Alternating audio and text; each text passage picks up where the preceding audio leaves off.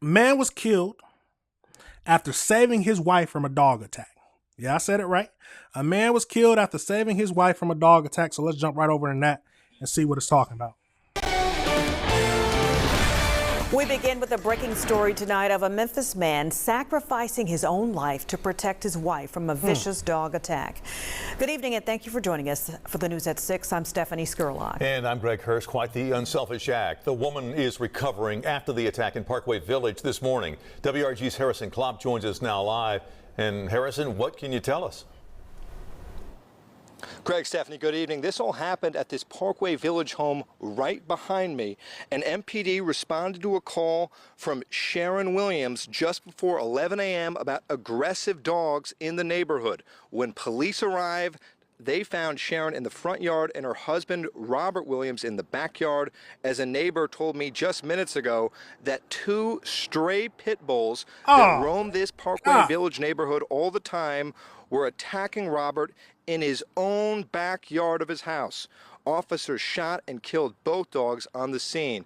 And we've spoken with neighbors and the family's pastor who say this couple was really a staple in this Parkway Village community. Really will be, especially Robert, prayers to him and his wife. But we will have more at this at 10. But from Parkway Village, I'm Harrison Klopp, your news leader, WREG News Channel 3.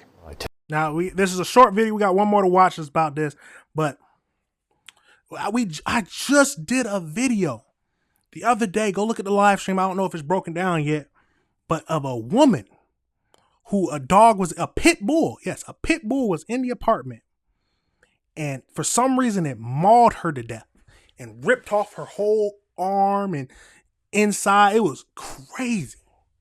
But yes, the cops did the right thing. At that, kill the dogs. There's nothing you can do. Kill the dogs. Now I will say that I've heard that the pit bull breed is not. It's not the problem. It's the owners. But they said it was stray, so I don't know if it was owned before. But I wouldn't think stray pit bulls now. A stray dog in your backyard now. In your own backyard, you get killed by stray dogs, 2 of them. Do I need to start carrying my gun in my backyard now? Is that what it's telling me? Is that what it's telling me? I need to start carrying my gun in my backyard. Because you never know. You never know. But let's get over into this next video that's talking about this. A manhunt is now underway after a baby was found in a Oh, wrong thing. Hold on. Did it not? Hold on. Let's get it right. That's the next topic. We'll talk about that. But let's see. Hold on. Where's that video at? Gotta bring that up. There it is. Oh, there it is. Village home this morning. This man's wife was also attacked by the pit bulls, and by all accounts, it appears she was saved when her husband came to the rescue.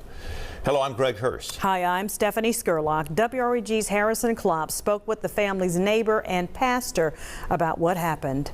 A pastor? And I was sitting at the foot of the driveway and I looked and I could see the tail end of a beige brown dog. So I'm like, okay, it's a dog on him. So let me go back in the house, and I grabbed my phone. I called 911. Patricia Randolph describing the nightmare moment she saw her next-door neighbors of more than 20 years, Robert and Sharon Williams, being mauled by stray pit bulls at their own home. The fire department and a patrol car showed up, and I'm yelling, they're in the backyard, they're in the backyard. So the police ran back there and de-escalated the situation. After police shot and killed the dogs, the couple was rushed to the hospital. Sharon suffered bites on her legs and hip that may require surgery. Her husband, Robert, lost so much blood from the attack that he later died.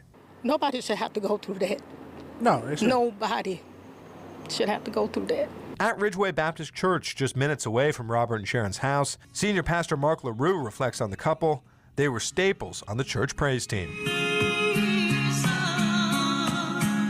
Robert played the bass guitar, Sharon plays the tambourine and auxiliary percussion, sings in our praise team. They're both in the choir. And as Sharon continues to recover, Pastor LaRue is encouraging those who knew the family to pray for them. I would encourage people who knew Robert and who know Sharon to reach out to her, minister to her, pray for her.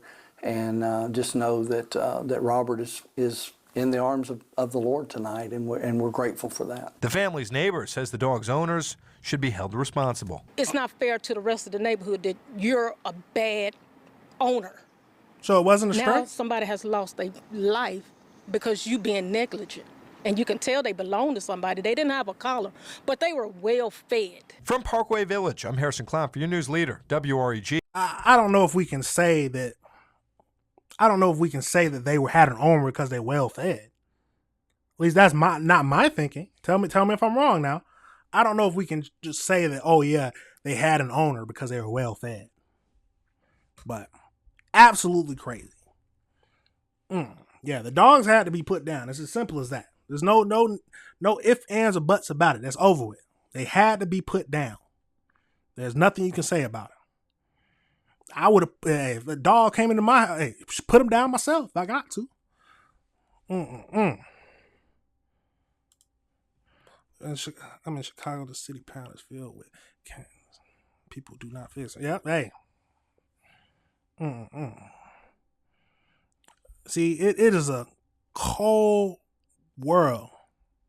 See, I if it is somebody now, I don't know if it was somebody's owned a dog. I don't know if you can just say that they're owned because they are well fed. They can find food, or somebody could be feeding them.